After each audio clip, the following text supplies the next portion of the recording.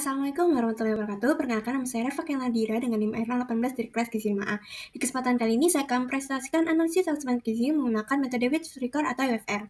Yang pertama dapat pendahuluan di mana SKP adalah suatu kegiatan untuk mengukur konsumsi makanan pada individu, keluarga ataupun masyarakat dengan metode yang sistematis, di mana pada umumnya bertujuan untuk menilai pola konsumsi, asupan zat gizi dan mengevaluasi kecukupan gizi. Salah satu metode SKP ini adalah Which Record atau WFR, di mana metode ini dilakukan dengan menimbang makanan dan minuman sebelum dan sesudah dikonsumsi sehingga memberikan data berat aktual makanan dan minuman yang dikonsumsi oleh suatu responden. Metode ini dianggap sebagai metode paling akurat sehingga dijadikan gold standar dalam memperkirakan asupan zat gizi. Di mana kelebihan dari metode ini akurat dalam mengukur asupan zat gizi dan dapat digunakan sebagai pembanding untuk metode lain, namun juga memiliki keterbatasan yaitu dalam membutuhkan waktu, biaya, dan alat yang cukup banyak, responden terbebani, dan memerlukan enumerator terlatih dan responden kooperatif. Di mana tujuan dari praktikum ini untuk meningkatkan pemahaman mahasiswa tentang FKP dan pengalaman langsung penggunaan WFR dalam penelitian gizi. Baik, yang selanjutnya terdapat hasil WFR kelompok, di mana hasil ini didapatkan dari rekapitulasi data WFR setiap individu dalam satu kelompok, di mana kelompok ini berisikan 16 responden berjenis kelamin perempuan dengan rentang umur 19 sampai 29 tahun, sehingga pada analisis asupan kelompoknya didasarkan pada kebutuhan dalam sehari berdasarkan AKG perempuan rentang umur 19 sampai 29 tahun dan persentase pedoman gizi seimbang untuk analisis asupan energi dan makronutriennya, di mana didapatkan energi hanya memenuhi 49,59% dari AKG-nya yang sebesar 2.250 kalori sehingga belum memenuhi. Untuk karbohidrat hanya memenuhi 24,47% dari energi sehingga belum memenuhi, karena rekomendasinya seharusnya karbohidrat memenuhi 50-60% dari kebutuhan energi per hari. Untuk protein juga belum memenuhi karena hanya memenuhi 7,68% dari energi yang seharusnya 15-20%. Untuk lemak juga belum memenuhi karena hanya memenuhi 16,83% dari energi yang seharusnya memenuhi 20-35%.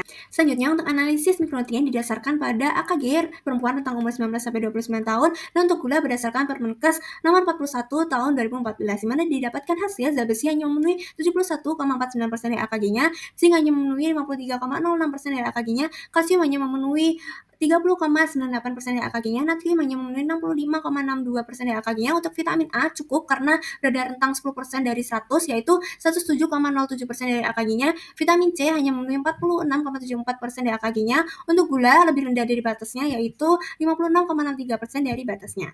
Selanjutnya untuk WFR individu atau responden, di mana biodata responden saya bernama Yusti Adelita atau YA dengan tanggal pelaksanaan WFR ini dilakukan selama 3 hari dengan variasi 2 hari weekday dan 1 hari weekend, di mana berat dari YA ini 58 kg dengan tinggi badan 162 cm, berusia 20 tahun dan berjenis kelamin perempuan. Untuk nama interviewer saya sendiri Refa Nadira. Dapatkan hasil dari MTH ini sebesar 22,1, di mana hasil ini berdasarkan cut off BMI dari Asia Pasifik.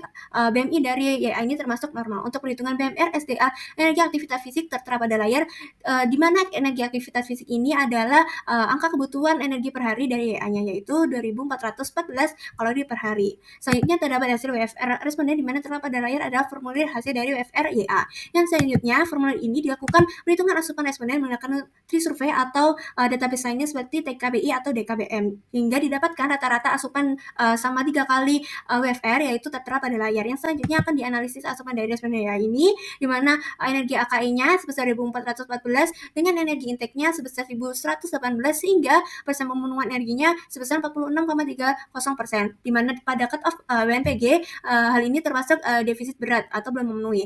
Untuk makronutrien didasarkan pada kebutuhan sehari berdasarkan AKE dan persentase pedoman gizi seimbang, di mana didapatkan karbohidrat dari YA ini hanya memenuhi 19,39% dari energinya sehingga belum memenuhi, karena rekomendasi dari karbohidrat seharusnya memenuhi 50-60% dari kebutuhan energi per hari. Untuk protein juga belum memenuhi karena hanya memenuhi 5,78% dari energi, yang sedangkan rekomendasinya sebesar 15-20%. Untuk lemak juga belum memenuhi karena hanya memenuhi sebesar 14,18% dari kebutuhan energi per hari, di mana rekomendasinya harusnya memenuhi 20-35%. Untuk mikronutrien didasarkan pada AKG perempuan rentang umur 19 sampai 29 tahun, dan untuk gula berdasarkan Permenkes nomor 41 tahun 2014, di mana didapatkan hasil zat besi hanya memenuhi 21,85% dari AKG, sehingga hanya memenuhi 58,33% dari AKG-nya, kalsium hanya memenuhi 17,64% dari AKG-nya, natrium memenuhi 117,70% dari AKG-nya. Ini melebihi dari AKG dari YA ini. Untuk vitamin C memenuhi 28,44% dari AKG-nya sehingga kurang. Untuk vitamin A cukup karena berada pada rentang 10% dari 100, yaitu 103,04% dari AKG-nya, dan gula berdasarkan Permenkes lebih rendah dari batas dari gula, yaitu hanya memenuhi 38,20% dari batasnya. Selanjutnya dilakukan perhitungan validasi dari WFR responden ini, di mana digunakan Goldberg cut-off dengan memperhitungkan energi intake per BMR, didapatkan hasil angka 0,8, di mana berdasarkan Goldberg cut-off untuk 0,8 ini termasuk dalam kategori under reporting. Selanjutnya dilakukan perbandingan asupan dari responden dengan kelompok, di mana dihasilkan analisis asupan energi dan makronutriennya sama-sama belum memenuhi acuan dengan responden YA ini rata-rata asupannya lebih kecil dibandingkan rata-rata dari asupan kelompok, kecuali pada karbohidrat dengan selisih yang sangat kecil yaitu 2 kalori. Untuk mikronutriennya sendiri, zat besi, kalsium, dan vitamin C asupan YA ini lebih rendah dibandingkan kelompok, namun keduanya juga belum memenuhi. Untuk zinc, asupan YA ini lebih tinggi dibandingkan kelompok, namun juga keduanya belum memenuhi. Untuk natrium, asupan YA ini lebih tinggi dibandingkan kelompok, namun YA ini melebihi, sedangkan untuk kelompok itu kurang. Untuk vitamin A, YA ini lebih tinggi dibandingkan kelompok dengan hasil melebihi pada YA dan cukup pada kelompok. Sehingga kesimpulannya pada pola konsumsi baik pada individu dan kelompok ini belum seimbang, di mana asupan YA ini umumnya lebih rendah dibandingkan kelompok, sehingga diperlukan perbaikan pada pola makan dengan meningkatkan konsumsi sumber energi, protein hewani dan nabati, sayur buah serta bahan pangan kaya mikronutrien. Selanjutnya terdapat kelemahan dan kelebihan dari metode WFR ini, di mana kelebihannya metode ini paling akurat sehingga digunakan untuk gold standar untuk estimasi asupan gizi individu.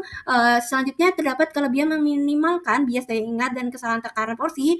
Selanjutnya terdapat data kuantitatif akurat, yaitu karena makanan ditimbang sebelum dan sesudah dikonsumsi. Dapat mendukung data laboratorium antropometri dan klinis, mengukur beberapa hari akan menghasilkan hasil yang lebih representatif. Untuk kelemahannya, dari WFR ini memerlukan waktu, tenaga, biaya, dan alat yang besar. Untuk penimbangan berulang bisa mengubah kebiasaan makan responden dan memerlukan enumerator terlatih dan responden yang kooperatif. Selanjutnya terdapat refleksi diri. Berikut ini merupakan refleksi diri saya selama praktikum WFR ini, di mana hambatan utama yang ditemui adalah proses penimbangan yang kompleks dan memakan waktu, karena setiap bahan makanan termaksud bumbu itu harus ditimbang. Kesulitan juga muncul saat makanan itu berasal dari luar atau dibeli di luar, sehingga sulit diketahui komposisinya. Selain itu, membawa timbangan ke berbagai tempat karena harus menimbang setiap makanan sebelum kita konsumsi, menurut saya merasa kurang praktis. Sehingga untuk mengatasi hambatan ini, saya mempersiapkan alat sejak sebelum makan seperti timbangan, wadah, sendok, serta sebisa mungkin jika bahan makanan itu bisa dipisah terlebih dahulu akan dipisah, sehingga memudahkan mengefisienkan hasil dari WFR itu dan sehingga hasilnya lebih akurat. Selanjutnya terdapat kesimpulan dan saran, di mana pada praktikum WFR ini menunjukkan bahwa baik responden maupun kelompok ini belum memenuhi kebutuhan gizi harian, di mana asupan karbohidrat, protein, dan lemaknya masih di bawah rekomendasi persentase pedoman gizi seimbang, sedangkan sebagian besar zat gizi mikro juga belum tercukupi dari berdasarkan AKG perempuan tentang umurnya.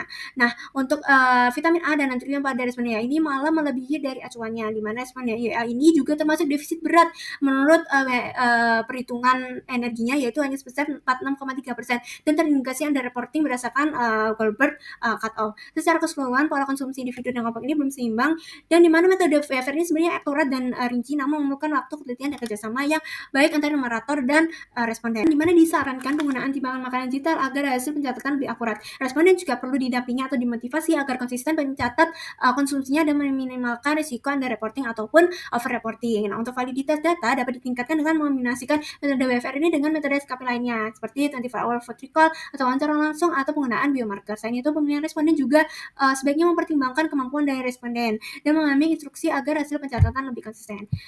Baik, sekian dari saya. Terima kasih. Wassalamualaikum warahmatullahi wabarakatuh.